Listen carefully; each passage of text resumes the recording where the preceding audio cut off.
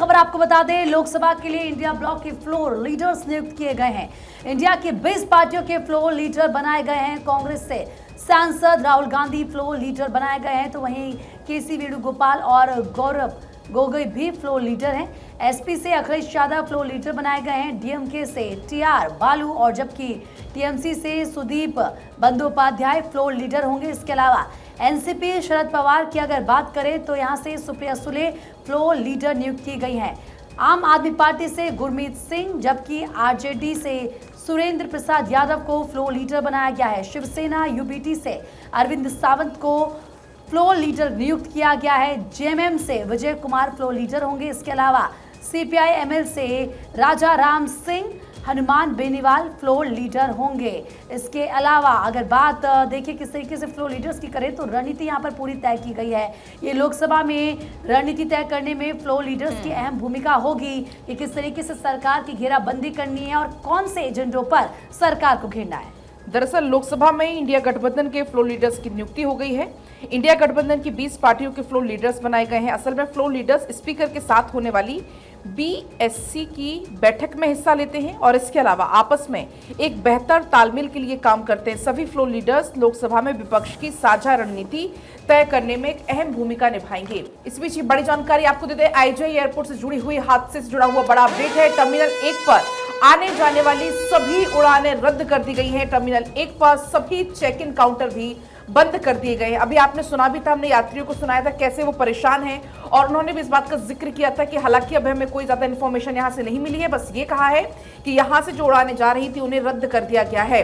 तो काफी ज्यादा परेशानी यहाँ के लोगों को हो रही है। आप तस्वीरें देख पाएंगे, तमाम जो यात्री हैं वो यहाँ पर एयरपोर्ट पर मौजूद है। करीब 700 से 800 की संख्या में जो यात्री हैं वो वहां पर मौजूद है। तस्वीर आपकी टीवी स्क्रीन पर है। टर्मिनल 1 पर जाने वाली सभी जो उड़ानें हैं उनको रद्द कर दिया गया है और ये तस्वीरें आपको लगातार हम दिखा भी रहे हैं। जो मलबे को हटाने का काम है वो लगातार जारी है। दमकल की 3 गाड़ियां मौके पर मौजूद है, लेकिन जो यात्री वहां पर हैं उनका कहना यह है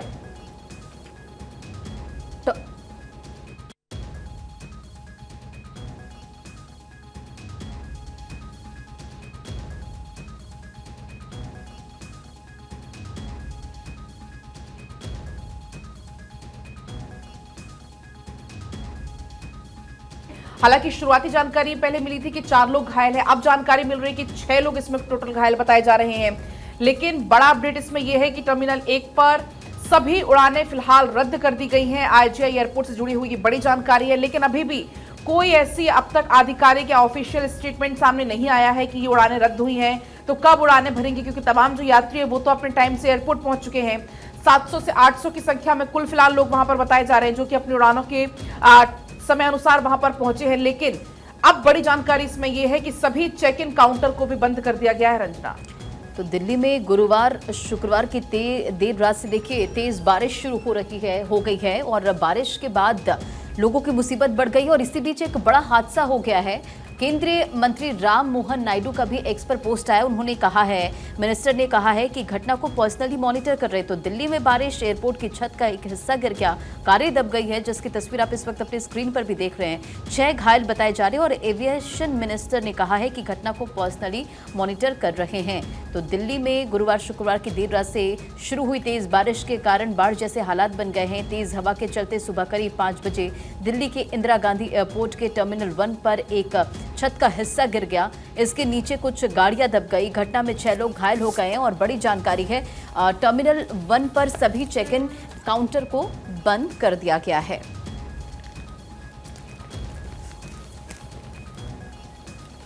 बढ़ते खबरों में आगे और देखिए, बिहार के सीएम नीतीश कुमार का आज दिल्ली दौरा। आज देर शाम दिल्ली पहुंचेंगे सीएम नीतीश कुमार। सीएम नीतीश कुमार वरिष्ठ नेताओं से भी मुलाकात करेंगे। तो बड़ी खबर आपको बता रहे हैं, सीएम नीतीश कुमार आज दिल्ली के दौरे पर रहने वाले हैं। तमाम बड़े नेताओं से भी मुलाकात करेंगे सीएम नीतीश कुमार। तो ये बड़ी जानकारी, बिहार के सीएम नीतीश कुमार आज दिल्ली के दौरे पर रहने वाले हैं और इस दौरान देर शाम वो पहुंचेंगे। बड़े नेताओं से मुलाकात करने का उनका कार्यक्रम है। तो ये दौरा अहम माना जा रहा है और बिहार के सीएम नीतीश कुमार आज दिल्ली के दौरे पर रहने वाले हैं।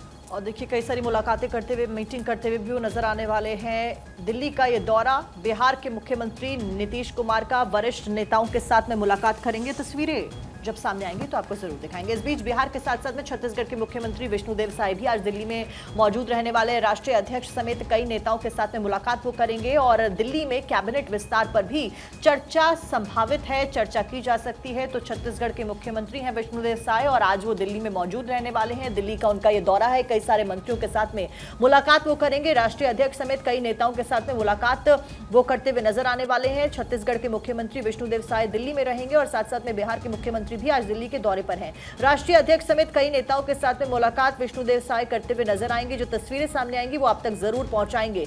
तो फिलहाल तमाम मंत्रियों का दिल्ली दौरा लगातार जारी है। ऐसे में फिलहाल आज विष्णुदेव साय भी दिल्ली में मौजूद रहने वाले हैं। नेताओं के साथ में, मंत्रियों के साथ में मुलाकात वो करेंगे। राष्ट्रीय अध्यक्ष समेत कई नेताओं के साथ में मुलाकात उनकी आज है। और चलिए अब आगे बढ़ते हैं, बात कुछ और अहम खबरों की करेंगे। आपको बता दें कि लाल कृष्ण आडवाणी दिल्ली एम्स से डिस्चार्ज हुए हैं। तबियत बिगड़ने के बाद बुधवार रात उन्हें भर्ती किया गया था। हालांकि डॉक्टर्स की तरफ से कहा गया कि माइनर ऑपरेशन हुआ है। देश के पूर्व उप प्रधानमंत्री लाल कृष्ण आडवाणी को दिल्ली के एम्स अस्पताल से डिस्चार्ज कर दिया गया है। जो रात की बात है, 26 जून की शाम को उन्हें कुछ दिक्कत महसूस हुई, जिसके बाद हॉस्पिटल उनको लाया गया और उसके बाद प्रार्थनाओं का दौर शुरू हो चुका था। जो तमाम भारतीय जनता पार्टी के कार्यकर्ता थे, शुभचिंतक थे, उनके मित्र थे, वो उनके स्वस्थ होने की कामना कर रहे थे और ऐसे में पुष्कर सिंह धामी भी वहाँ पर मिलने पहुंचे थे। लेकिन अब ये खबर मिल रही है कि डिस्चार्ज उनको कर लिया गया है। तो देखिए, भारत रत्न से लाल कृष्ण आडवाणी को नवाजा गया है, पद्म विभूषण से भी उनको नवाजा गया है। प्रधानमंत्री नरेंद्र मोदी को जब संसदीय दल का नेता चुना गया था, उसके बाद वो गए थे, उन्होंने आशीर्वाद भी लाल कृष्ण आडवाणी का लिया था। लेकिन काफ़ी लंबे समय से क्योंकि उनकी तबीयत ज़्यादा ठीक नहीं थी, ऐसे में उन्हें अस्पताल में भर्ती कराया गया और ये कहा गया कि माइनर ऑपरेशन उनका हुआ है, जिसके बाद अब उन्हें डिस्चार्ज किया गया है। आगे बढ़ते हैं, अगली खबर का रुख कर लेते हैं। प्रधानमंत्री नरेंद्र मोदी ने अहम बैठक बुलाई है। केंद्र के सभी सचिवों के साथ में बैठक पीएम करने वाले हैं। बैठक में मोदी सरकार 3.0 के एजेंडे के ऊपर चर्चा संभावित है। 100 दिनों के एजेंडे को लेकर भी चर्चा संभव है। तो प्रधानमंत्री नरेंद्र मोदी ने एक अहम बैठक बुलाई है। तमाम मंत्री इस बैठक में मौजूद रहने वाले हैं। 100 दिन के एजेंडे को लेकर चर्चा संभावित है। बताया जा रहा है कई सारे मुद्दों के ऊपर चर्चा होगी और रोड मैप क्या कुछ होने वाला है आने वाले दिनों में, उसके ऊपर चर्चा संभावित है। मोदी सरकार 3.0 के एजेंडे के ऊपर चर्चा संभव, और हम हमेशा से बताते आए हैं और दिखाते हैं और देख भी रहे हैं आप लोग कि किस तरीके से बीजेपी हमेशा एक्शन मोड में नजर आती है, एक विजन और मिशन के साथ में काम कर रही है। और कल राष्ट्रपति के अभिभाषण में भी कई सारी चीजें सामने आई। फिलहाल मोदी सरकार के एजेंडों के ऊपर चर्चा, प्रधानमंत्री नरेंद्र मोदी ने एक अहम बैठक बुलाई है। इस बैठक में सभी मंत्री मौजूद रहने वाले हैं। किस तरीके से भारतीय जनता पार्टी अब अपने तीसरे कार्यकाल में काम करने वाली है, एनडीए की सरकार तीसरे कार्यकाल में काम करने वाली है, कौन से वो महत्वपूर्ण विषय होंगे, कौन सी वो महत्वपूर्ण योजनाएं होंगी जिनके ऊपर काम किया जाएगा, इसको लेकर चर्चा संभावित बताई जा रही है। खासतौर पर अगले 100 दिन कितने एक्शन के साथ किन किन जगहों पर काम किया जाएगा, ये भी संभावित चर्चा बताई जा रही है इस मीटिंग में। फिलहाल केंद्र के सभी सचिवों के साथ में ये बैठक प्रधानमंत्री नरेंद्र मोदी की। आगे बढ़ते हुए एक और अहम खबर आपको बताएंगे रंजना। चलिए ठीक है, बड़ी खबर आपको बता देते हैं किस तरीके से वसई मर्डर केस में हुआ है चौंकाने वाला बड़ा खुलासा। अनाथ नहीं है प्रेमिका की हत्या करने वाला रोहित। यूपी के गाजियाबाद में मिसिंग के तौर पर यह दर्ज है केस पहले से, और ऐसे में पिता ने 12 साल पहले दर्ज कराई थी गुमशुदगी। आपको बता दें कि पिछले हफ्ते मुंबई से सटे वसई में प्रेमिका की हत्या करने के मामले में बड़ा खुलासा हुआ। पुलिस ने कहा कि दिन दहाड़े व्यस्त सड़क पर प्रेमिका की बेरहमी से हत्या करने वाले रोहित पाल उत्तर प्रदेश का रहने वाला है और पुलिस के अनुसार वो 12 साल पहले अपने घर भाग गया था। इसके बाद उसके माता पिता उत्तर प्रदेश के गाजियाबाद जिले की पुलिस में गुमशुदगी की रिपोर्ट भी दर्ज करा चुके हैं। आपको बता दें कि प्रेमिका आरती की हत्या करने के बाद हत्यारोपी यानी कि रोहित ने दावा किया था कि वो हरियाणा का रहने वाला है, अनाथ है, उसके माता पिता की मौत हो चुकी है। लेकिन अब इस पूरे मामले में खुलासा ये हुआ है कि ये जो आरोपी है जिसने अपनी प्रेमिका की हत्या की है, कोई अनाथ नहीं है और ना ही हरियाणा का रहने वाला है, बल्कि ये उत्तर प्रदेश का रहने वाला है। 12 साल पहले ये अपने घर से भाग गया था। इसके जो परिजन हैं उन्होंने बाकायदा गाजियाबाद में इसकी गुमशुदगी की रिपोर्ट भी दर्ज कराई थी और ऐसे में काफ़ी चौंकाने वाला ये खुलासा है। आपको याद होगा पिछले हफ्ते मुंबई से सटे वसई में प्रेमिका की हत्या करने के मामले में बड़ा खुलासा आपको बता रहे हैं। दरअसल पुलिस के अनुसार दिन दहाड़े व्यस्त सड़क पर प्रेमिका की बेरहमी से हत्या करने वाले रोहित पाल उत्तर प्रदेश का रहने वाला है। और अब आगे बढ़ेंगे, मुजफ्फरनगर से आपको खबर बताएंगे, जहां पर पत्नी को उतारा है मौत की घाट। पत्नी की खर्चों से दरअसल ये पति परेशान था। शव को ठिकाने लगाते हुए पुलिस ने पकड़ लिया। वारदात में शख्स का दोस्त भी शामिल था, ये जानकारी मिली है। पुलिस इस पूरे मामले में फिलहाल तफ्तीश कर रही है। मुजफ्फरनगर से एक खबर है, जहां पर पत्नी के खर्चीले स्वभाव से परेशान पति ने 7 दिन पहले उसकी हत्या कर दी है। पत्नी के शरीर के कई टुकड़े किए और बोरे में भरकर नदी में फेंक दिया।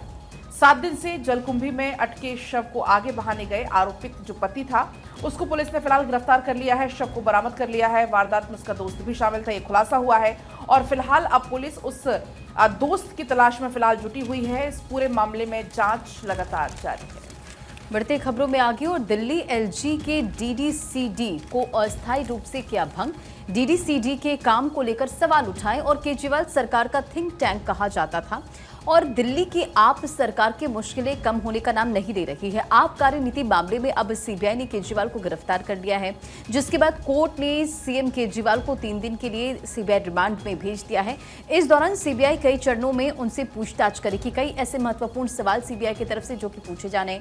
सीबीआई की गिरफ्तारी के बीच आज दिल्ली के उपराज्यपाल विनय कुमार सक्सेना ने आपको बड़ा झटका दिया बीते दिनों। और दरअसल एलजी के Saxena Delhi dialogue and development commission यानी कि डीडीसीडी को अस्थायी रूप से भंग कर दिया है, और इसके साथ ही गैर आधिकारिक सदस्यों को हटाने के प्रस्ताव को भी मंजूरी मिल गई है। अखबारों में भी इसका जिक्र है। दिल्ली डायलॉग कमीशन भंग और सरकार कोर्ट जाएगी। उपराज्यपाल वीके सक्सेना ने कमीशन को भंग करने की मंजूरी दी है। तो देखिए, दिल्ली के उपराज्यपाल वीके सक्सेना ने Delhi dialogue and development commission को अस्थायी रूप से भंग करने की मंजूरी दी है, और साथ ही इसके गैर आधिकारिक सदस्यों को भी हटाने की मंजूरी दे दी गई है। एलजी के फैसले का आम आदमी पार्टी ने कड़ा विरोध किया है, और दिल्ली सरकार के मंत्री सौरभ भारद्वाज ने कहा है कि हम फैसले के खिलाफ कोर्ट जाएंगे, और ये कमीशन तब तक भंग रहेगा जब तक कि नियमों के अनुसार इसके उपाध्यक्ष और सदस्यों के रूप में विशेषज्ञों की स्क्रीनिंग और चयन के लिए एक तंत्र विकसित नहीं हो जाता है। तो देखिए, राजनिवास ये पूरी जानकारी है, और सूत्रों के मुताबिक एलजी ने अपनी टिप्पणी में कहा है कि मौजूदा सरकार द्वारा इस कमीशन निर्माण की पूरी कवायद वित्तीय लाभ बढ़ाने और अपने कुछ पसंदीदा व्यक्तियों को संरक्षण देने के लिए की गई थी। हालांकि दिल्ली डायलॉग कमीशन भंग, सरकार कोर्ट में अब जाएगी।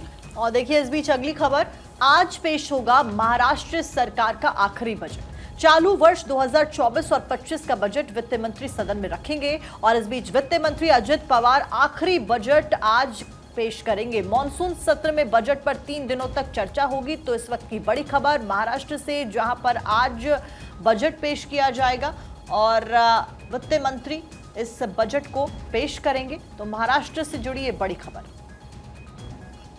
तो आज महाराष्ट्र विधानसभा में बजट पेश किया जाना है। देखना होगा कि महाराष्ट्र की जनता के लिए इस बजट में क्या कुछ निकलकर खास सामने आता है। वित्त मंत्री इसे पेश करेंगे। आगे बढ़ते हैं और बात इसी के साथ कुछ और अहम खबरों पर करेंगे। बड़ा अपडेट आपको आगे बढ़ते हुए दे दें। देखिए, क्योंकि आज जिस तरीके से दिल्ली एयरपोर्ट पर हादसा हुआ, अपने आप में तमाम सवाल ये खड़ा करता है। हादसे पर दिल्ली इंटरनेशनल एयरपोर्ट लिमिटेड ने खेद जताया है। आपको बता दें कि बारिश के कारण एक हिस्सा गिरा है। दिल्ली एयरपोर्ट की तरफ से अब जानकारी दी गई है। कुछ लोगों के घायल होने की सूचना मिली है। आपातकालीन कर्मचारी काम कर रहे थे, ऐसे में वहाँ पर यह हादसा हुआ है। ये दिल्ली एयरपोर्ट की तरफ से जानकारी साझा की गई है। प्रभावित लोगों को आवश्यक सहायता दी है। टर्मिनल 1 से सभी प्रस्थान निलंबित कर दिए गए हैं, यानी कि जो यहाँ से फ्लाइट्स उड़ान भरने वाली थी अब वो नहीं होगा। टर्मिनल 1 पर सभी चेक इन काउंटर्स भी बंद कर दिए गए हैं।